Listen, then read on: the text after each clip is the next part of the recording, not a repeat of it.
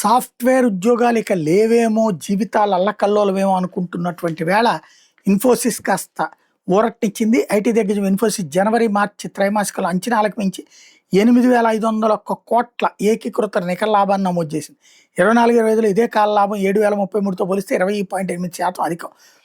దీంతో ఆదాయం 40,925 కోట్ల నుంచి 46,402 కోట్లకు చేరింది. ఈ 3 నెలల కాలానికి లాభం 27.25%, ఆదాయం 2% చొప్పున పెరిగింది. షేరువారీ అర్జన రూ. 21కి నిలిచింది. ఇదే సందర్భంలో ఇరాన్ యుద్ధం వల్ల ఆర్థిక వాతావరణం మార్పు వచ్చిన 25-26లో బలమైన పనితీరు ప్రదర్శించాం. $14.9 బిలియన్ పెద్ద ఒప్పందాలు సాధించాం. మా ఎంటర్ప్రైజ్ ఏఐకి ఉన్న బలానికి ఇది నిదర్శనం.